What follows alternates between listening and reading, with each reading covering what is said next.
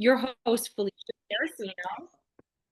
We are so grateful to have some amazing folks who are on our platform, but sometimes they just don't join the live calls That's me. because they're busy doing business and then they watch them.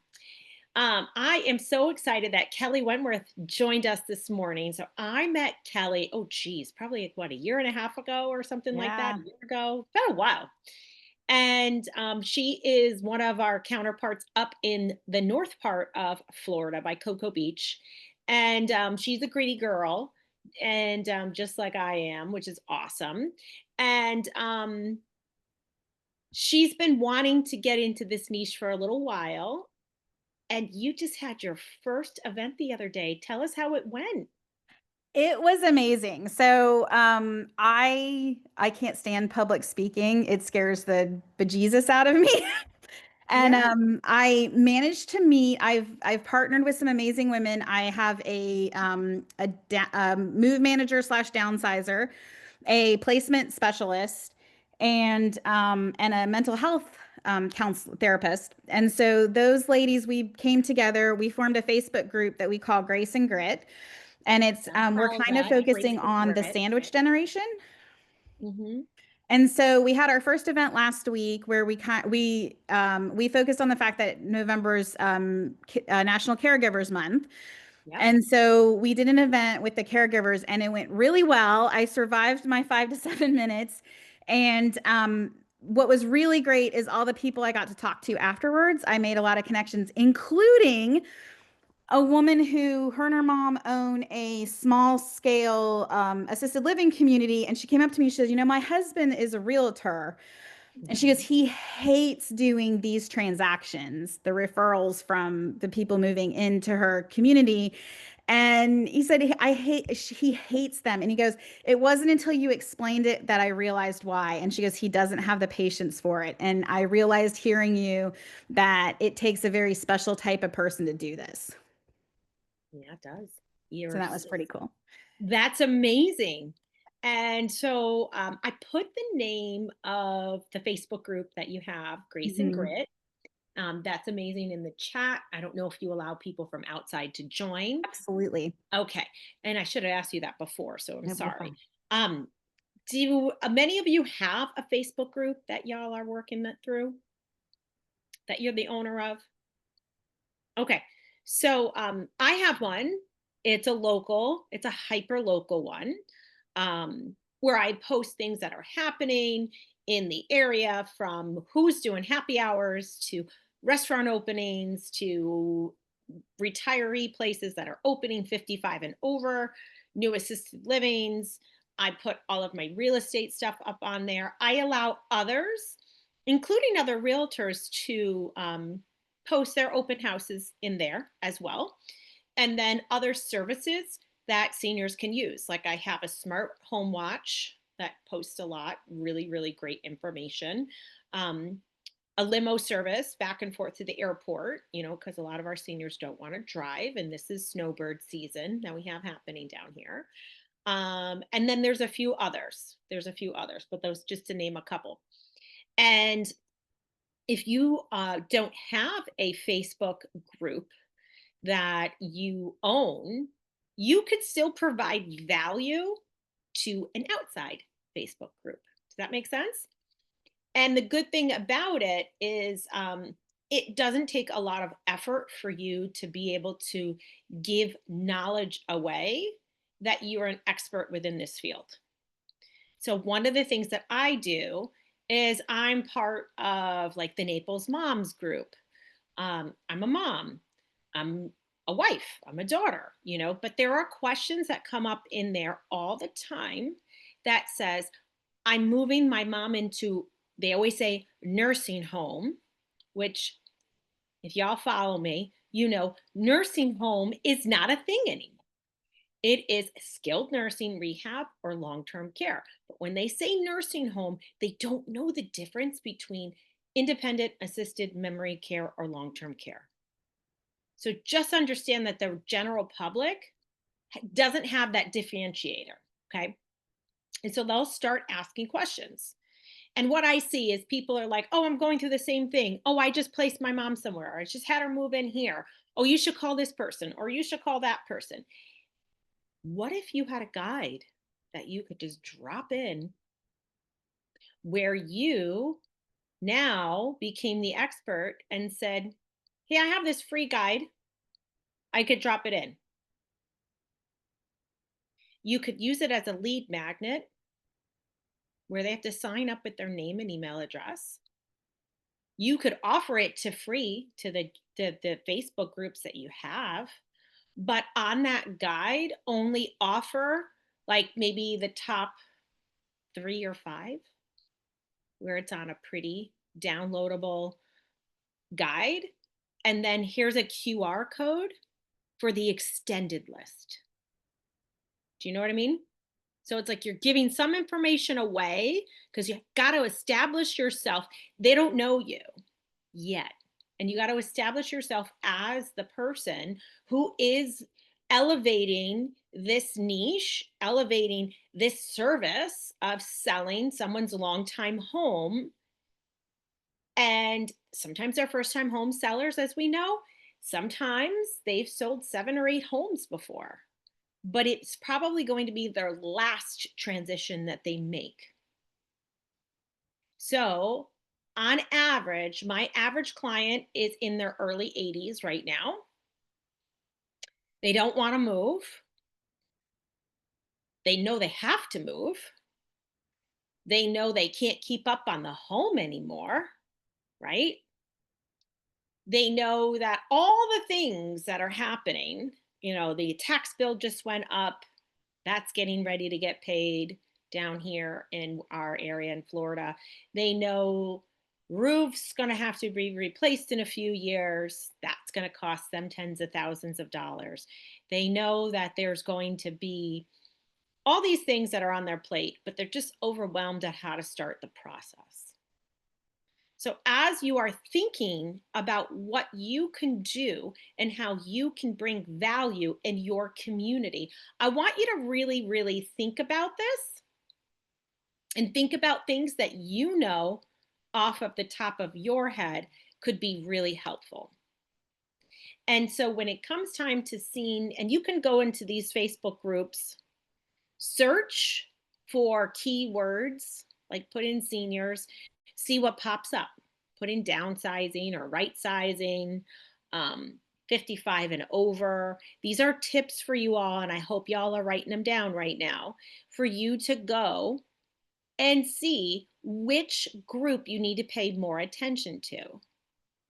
Social media is way more than just posting 2 to 3 times a day, every day of the week. And social media for right now is free, 100% free.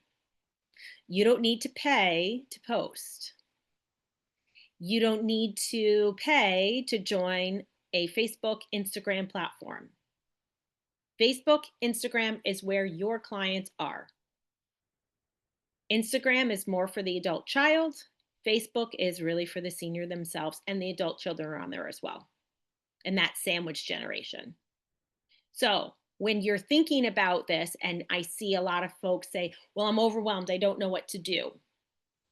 Think about just something as simple as 10 minutes a day that you spend nurturing your social media. So we can't post and ghost, meaning you can't just throw things up and not interact. That's not the way the algorithm works. The algorithm works when you want to post something, go on your feed, start liking things, sharing things to your story, make comments, and I've been told now it's up to 5 words or more on people's page, like on people's posts that they write, so that you start showing up in their feed. And this should be part of your lead gen. How many y'all lead gen every day? You could write it in the chat. Got to open the chat so I can see it. I'm sure y'all do some sort of lead gen every day. Just admitting one more person. No one lead gens? No one wrote anything in the chat. or my computer is slow. So I'm hoping y'all lead gen every day. And you should block off a minimum of 2 hours a day for lead gen. Now, in normal real estate terms, your lead gen in your mind as a real estate agent, well, in my mind, is what? What do you think? Shout it out or write it in the Facebook group.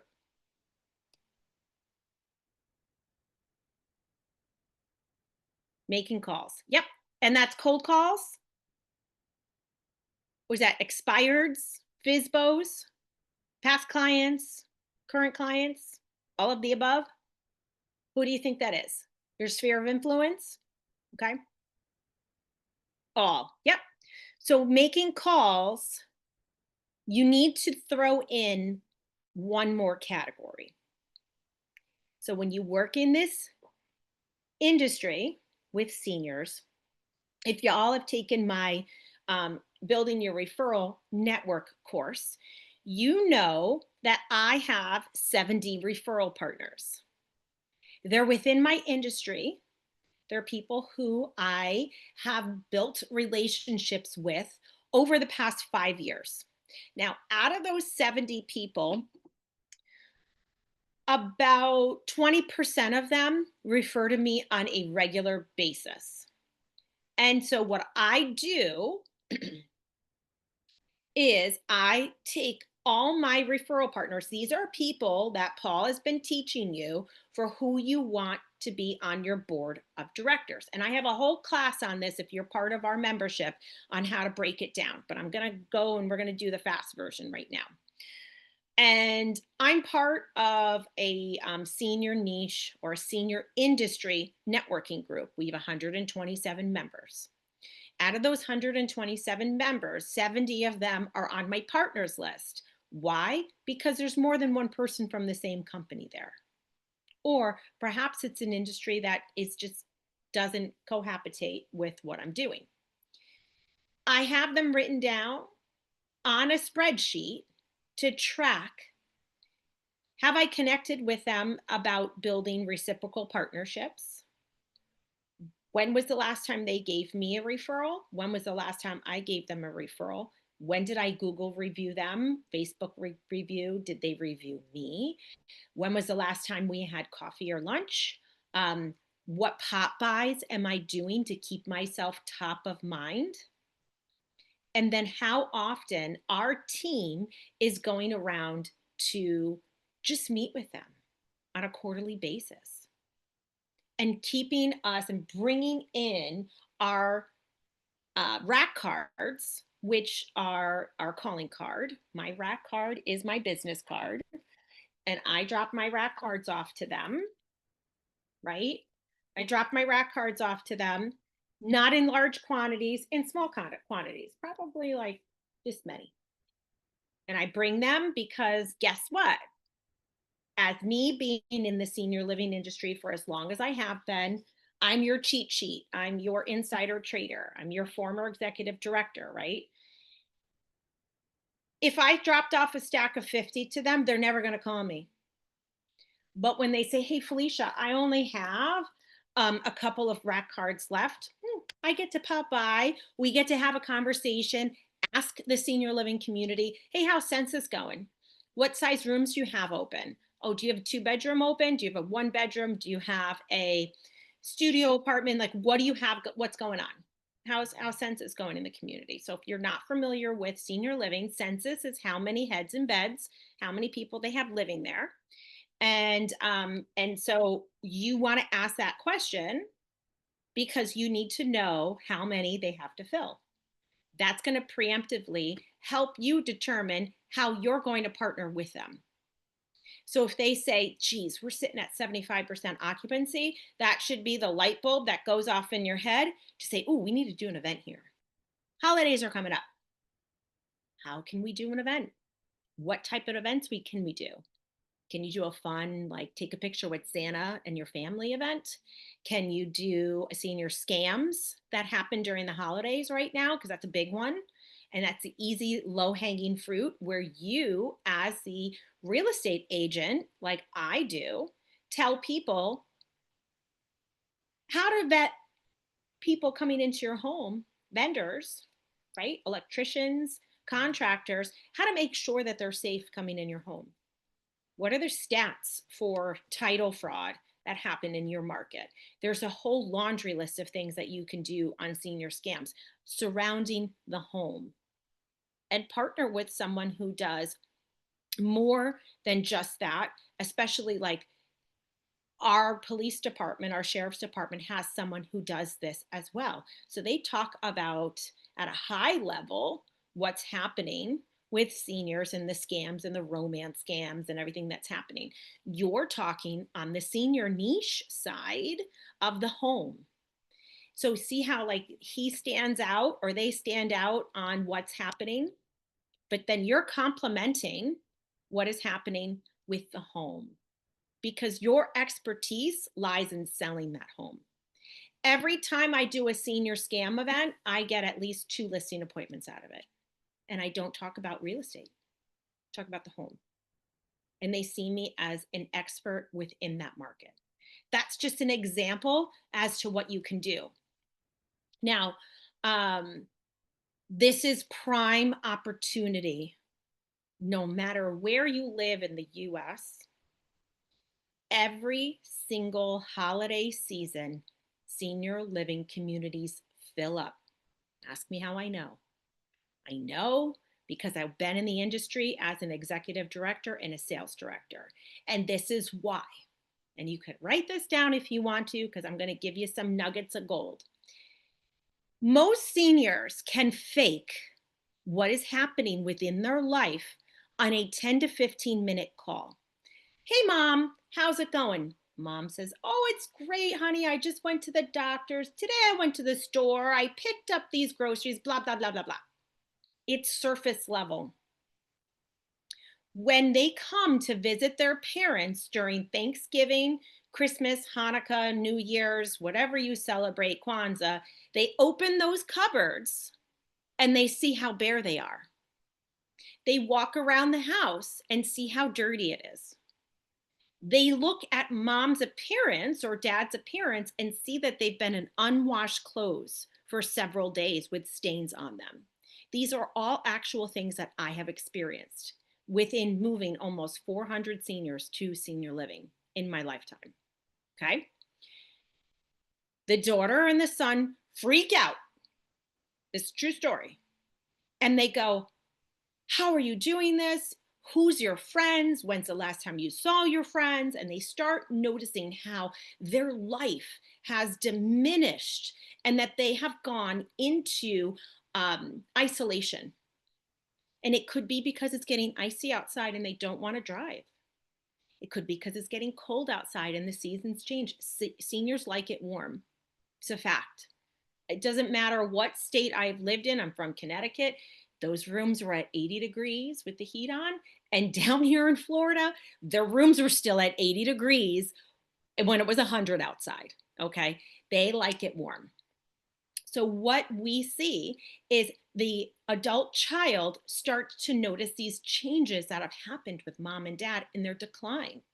And maybe they have MCI, mild cognitive impairment, and they just got diagnosed. And they're like, mom, we should start thinking about independent living.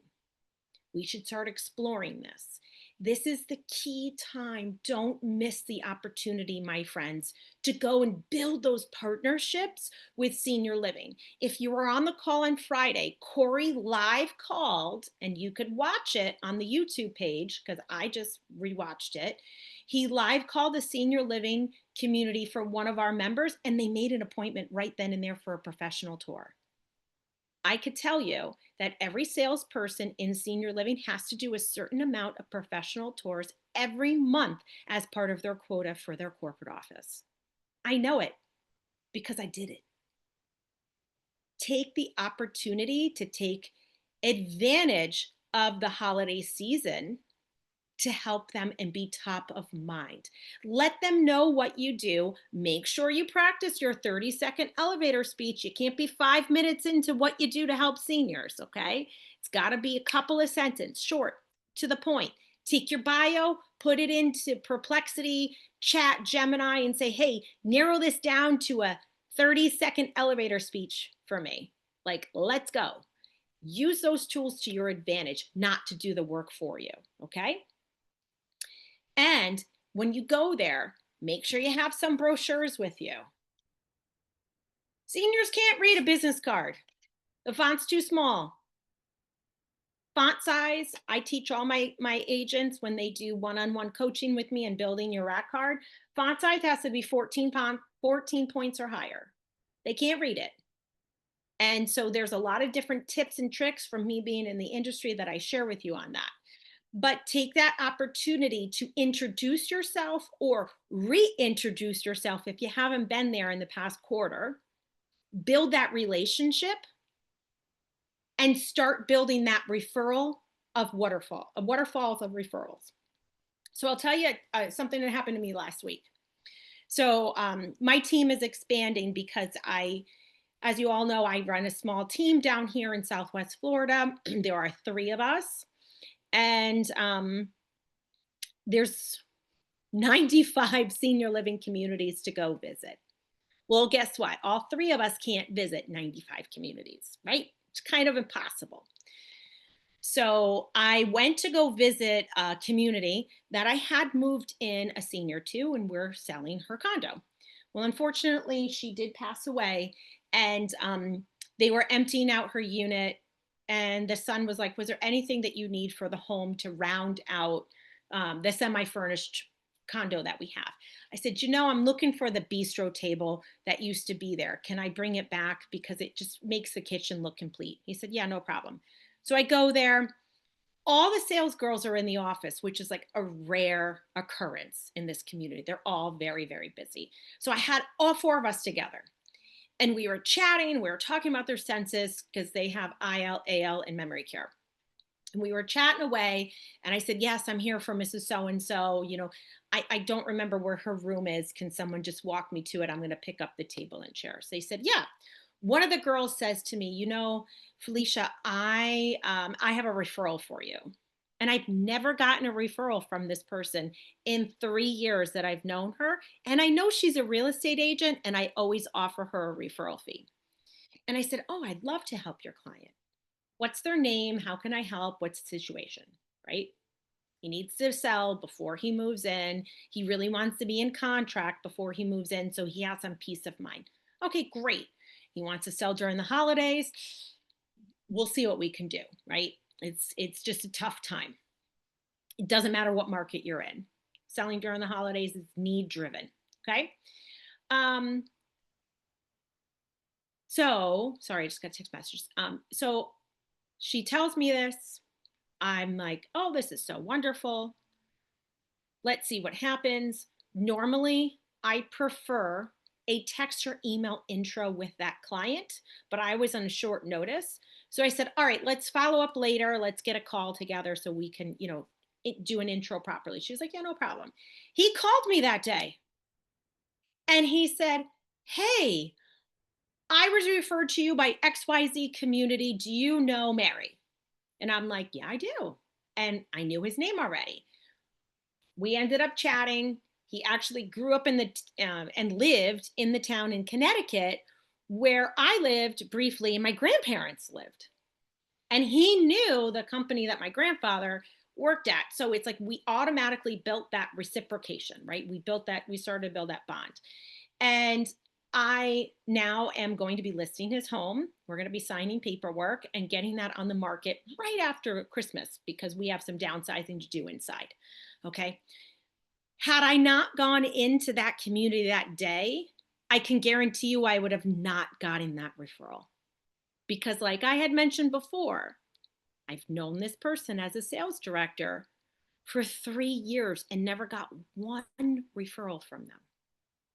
So, if you think about this as you build these relationships, as you are going and talking about reciprocal referral partners with them, how are you asking them how to build your business and you making sure that you're asking questions to build theirs?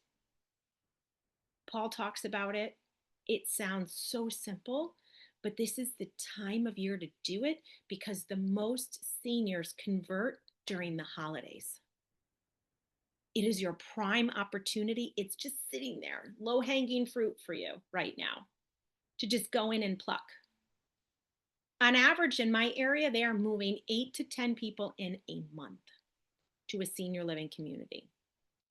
Now, if I'm not getting at least one referral from one of those places, I'm doing something wrong. So when you're doing your calls in the morning, make sure at least, and I don't know, let's just say there are, for round numbers, there are 24 communities in your marketplace, okay? You should be calling at least one of those a day, if not two. Building a partnership, we're not asking for much. Building a partnership with them, building a relationship. On the flip side, for other folks that work in the senior industry, senior move managers, senior placement agents, your elder law attorneys, you should be throwing at least one of those in a day as well. We're not asking you to go overwhelm and say, hey, you got to call 5 a day and try and set appointments, because you're going to be like, I can't do it. And when you do talk about let's set appointments, let's be ultra clear. Y'all know that I time block. My Wednesday afternoons is in the community. I do that on purpose, and it has been because since I've worked in senior living, even when I was an executive director, my afternoons on Wednesday was in the community. And so for me, it's just ingrained that I block that time out and I say to them, hey, I can meet with you this Wednesday at 1 p.m. or 2 p.m. What works for you? And then if they go, that doesn't, let's go to the following week. And I block them out. Don't run yourself ragged where you're going, well, I have time on Monday, Wednesday, Friday, because you need time for follow up. And whatever you say you're going to follow up on, make sure you do it within the time frame that you gave it to them. This is just a different way for you to lead gen. Most of the time, people like to lead gen in the morning, but when you're going to senior living communities, it is most likely going to be easier for you to visit them in the afternoon. Their morning is lead genning and following up on their census quotas. So you're going to probably see that happen. So questions or thoughts?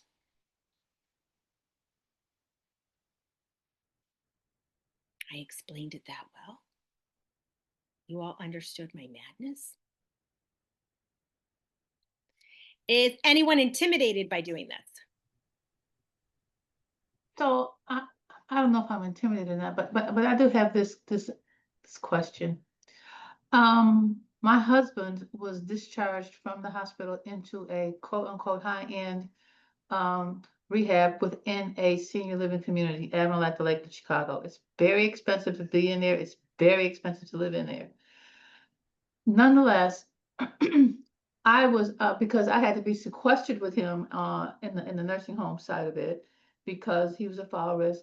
They allowed me to go down to the restaurant to get something to eat. They have to, when you tour the place, and I had toured it previously for another reason with him, for him. When you tour the place, they point out that they have these 2 restaurants. They have all these activities, yada yada yada. However, being in there, I was very disappointed to see that the 2 restaurants are all, they serve the exact same food. The only difference is one of them you can sit down and be served, and the other one is more casual. You can take it to your table with your little coffee clutch, or you can take it to your room. The food was served in disposable containers. Mm-hmm. You know, and I thought these people are paying $8,000 a month, and there's really not 2 restaurants. There's really only one kitchen that's serving the same Mm-hmm. food for both restaurants. Um, the activities seem to be nice, but they're kind of repetitive from week to week. You know, the only thing that was super impressive was the library. Man, I could have bunked out in that library forever. But I was like, man, how can you sell people this when you yourself are no longer impressed with it because you see the inside of it and it's not what it appears when you get the tour at all. Because when they said these two restaurants, this one faces the lake, and it does, got beautiful lake views. You're thinking two restaurants, two different menus. No, no, no, no, no. That's not it at all. But I stopped a woman that lives there, that used to live in the building where I live right now. And I'm like, "Hey, Marta, how do you like being here?" "Oh, I just love it." And I'm like, "Okay, well, then, because she's on the independent living side. Yeah. Uh, and on the nursing home side, where you deteriorate, so they move you to the nursing home floors. The CNAs, apparently they get paid, they have benefits, etc. But they're almost no different than being in any other nursing home. If a patient has to be changed and they're clocking out, that patient's going to wait. You know, I was just so disappointed with everything that I saw, given the reputation that this place has and the expense, and that it is cited as one of the most expensive, best places to be in Chicago. And so now I have this disconnect between referring it, because I know what really goes on in there, and not referring it, but comparing that against Marta's um, enthusiastic loving it, and seeing that these groups of people, and because one day I literally said to myself, you know what they like? They like the socialization. They do. The socialization is huge. Now, those are all great points that you should bring up to the administrator, the executive director, or the Mhm. sales director for that community, and let them know what your experience was, and let them and see what they say. Mhm. Because for you, as someone who can refer to them, it's important that they know that Okay. and see what they say. It'll be interesting, because I mean, even on the casual side, more casual restaurant, where the people, they don't even have salt and pepper shakers on the table. You know, like one Ask table might have why. salt, one Ask them people, why. right? Okay, because Yep. I was so Ask why. what? Make a list of things that you observed and Yeah, ask them, hey, you have this prestigious reputation in the community, but yeah. these are some things that I noticed. Can you help shed some light on this for me? Okay, that's good. That's And cool. like just ask the question. Um, and this is feedback that I think most administrators and executive directors would love to hear. I think that's really important. Um, and it happens very often, especially in the higher end communities. The independent living side is gorgeous and they Hmm. fall in love with it. And then when you go to assisted living, the rooms are really small, the common area spaces are really small, and they really don't tour them that thoroughly. And then when they go into skilled nursing, it's a whole different ball game. And that is a common complaint within the industry. So it's great if you bring it up to their attention and see what they do, and then follow up with them like 3 or 6 months later to say, hey, did you make any improvements to this? Okay. Because you're in the community, you're educating the community, and you're a referral person for them. So those are all good points.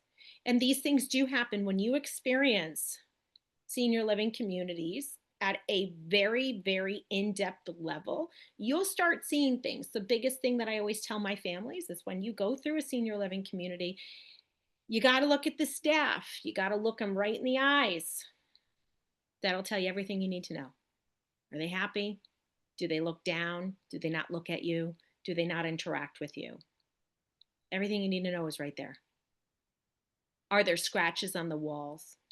Are Mhm. there rub marks from wheelchairs and walkers? Because in the state of Florida, that's a fine. That is a fine. If How would you holes in find the that out? So how would you find out that was a fine for in your state, in my I state? was an administrator, I was an executive director. Okay. So this was some of the things that when the state comes to visit, if you don't have this knowledge, you're not going to know. So every single community, senior living community, does a survey. It's all public information. You can read it and you could see what the deficiencies are of that community, regardless of what their ranking is on Google. And it gives you kind of an underline of what's going on with them. Hmm. And Frankie wrote, it's true, facilities subsidize or tax credit that are at max capacity. That's my struggle right now. As far as senior living communities, I have toured are at max capacity. Should I research the capacity rates before I network? Thoughts? You always need to ask that question when you call them. How's your census going? Census is a universal word that they're going to understand. So remember that. How is your census? What's your occupancy rate? And when you first call, you're talking to the sales director? Always the sales director. The ED is too busy. Trust it. Take it from me. Too busy. They're not going to take your call. So when you are talking to them, you're going to ask what their occupancy rate is, because it is going to help you figure out, should you just go to tour? Because I'm going to tell you, once they're at 100% occupancy, senior living is cyclical, just like everything else. People coming in will come out and vice versa. And it's like a roller coaster. I could be at 100% occupancy with a 16-person wait list, and in 6 months, I could be at 75% because all those people went somewhere else. That begs the question in my mind. I thought I've had since actually getting into this is, with the number of people turning 65 every day, with their parents then looking to be an assisted living and independent living, etc. It seems to me that there's going to be a housing shortage in independent assisted living, etc. Because there's going to be too many people that need to get in there, and there's not enough facilities, you know. So remember something, don't get into the weeds on that. Right now, there are over 1.2 million licensed beds nationwide. Okay. There are more being built. Don't get into the weeds with that. Unfortunately, this is not your issue to worry about. We're not builders. We're not manufacturing senior living communities. They are building, like in my area, we're building 5 more that will be up and running in the next year. And our average for our market is around 75% occupancy. So what is census versus occupancy rate? Census is how many heads and beds that they have living in the community. Occupancy percentage is how many people occupy it. So this is just an industry related term that they're used to. So what's your occupancy rate? And they're going to say 75, 85, 90%, 60%. They're going to tell you. Then you're going to ask them to break that down. How is that for assisted living, memory care, or is it overall? This is important stuff that you got to know these terms. And this is why when you're all members, I have this broken down for you in a module that we have taught, about a year ago right now. Census is what the corporate office is going to say, what is your current census? So if my max capacity is 130 people, because census does not necessarily mean how many doors I have, because there could be a husband, wife living together, and they need to account for that for the state, because they have to have a license for how many people they could have in each room. So census is how many people I have living there right now. Occupancy rate is how many rooms are occupied, because there's 2 separate things. Okay. Want to make sure you're asking those questions, and go back and rewatch that video if you want a more in-depth, because we're gone over by 8 minutes already. But go back and rewatch the video, because it's important for you to understand this terminology. They're 2 different things. In memory care, a lot of times they allow 2 people to occupy a room as a semi-private to cut down on cost. They have to have a license for each of those people in order to be compliant with the state. So they can't cram 4 people in one room. So your census and your occupancy rate are 2 different, okay? So your occupancy rate is how many rooms are occupied. Your census is how many overall people live in that community. And it's people versus room. You're right, Sherry. This is just a glimpse of how my world has worked for a long time, and how you in real estate can help them. So at the end of the day, when you're struggling a little bit, Frankie, about subsidized facilities, you need to ask them more about that, and you need to drill down on that, because subsidized communities from Medicaid, from state run, are typically at max capacity. And I typically have in it's all market driven. In my market, we have a very small amount of subsidized communities from Medicaid. I'm not moving my clients into those Medicaid communities because they have money to spend down on from selling their long-time home. That increased 200, 250% from when they bought it. So we don't go to those communities until they're really, really low, because they are not very nice in our area. So we I want them to I know have you're over time, but I just want to say really quick, like I've called probably over 15 subsidized communities, and the lady that I'm helping, she doesn't want to sell her home. She wants to give it to her son. So she's using the income that she has now. So that's my struggle now. Like we're actually at a point where we're going to look at a reverse mortgage, because we're not getting anywhere with the subsidized home. So you um, and I don't mean to, I'm just for time's sake, I don't mean to cut you off. Before you even started calling those communities, because unfortunately you've wasted a lot of your time, you should have referred her to a Medicaid specialist who would be able to know exactly who is going to be able to help her within this area, and then how they can actually get her qualified for a subsidy with that house right now, and what they would need to do for the state to be compliant to get on Medicaid. And that is transfer the property to her son. And what does that look like? So as you are trying to help these people, this is what the Facebook group is for. Write down your questions, reach out to us to let us know. I've done this before, y'all, few times.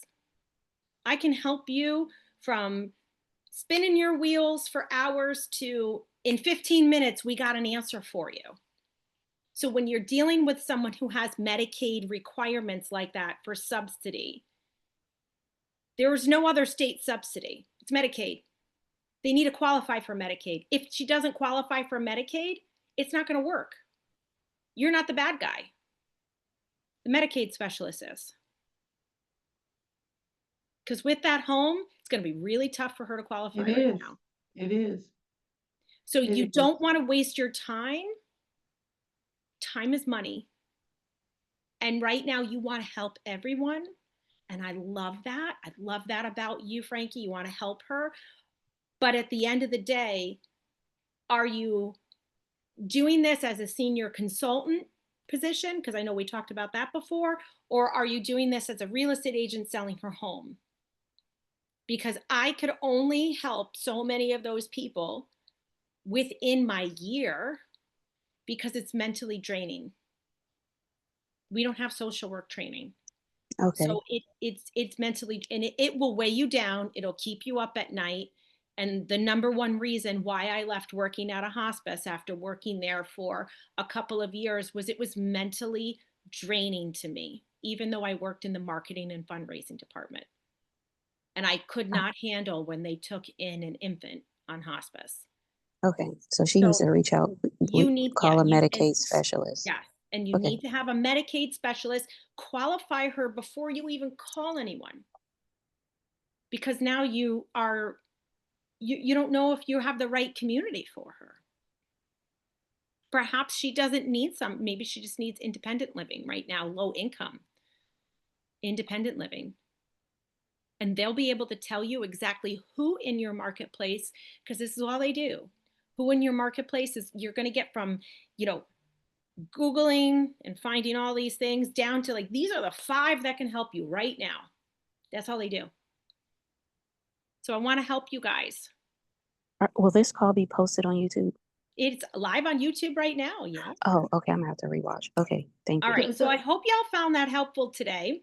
I never look at YouTube. So on YouTube, it's the Productive Aging Collective on YouTube as well. Yep. And all Okay. these calls are posted on there. Okay. They'll go right up. Now, when you're on the YouTube page, you're going to see the calls, and then there's a little button for live calls. And so sometimes you will see all of the videos when you go to live, and vice versa, you know, just as a little trick if you can't find it right away, because YouTube's got a weird way of doing things sometimes. But I hope y'all found this helpful. I want you to grow your business. Make sure that you are utilizing these next 4 weeks.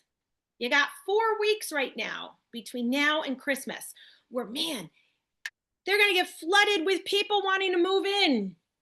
You got to be top of mind. You could do it. I know you can.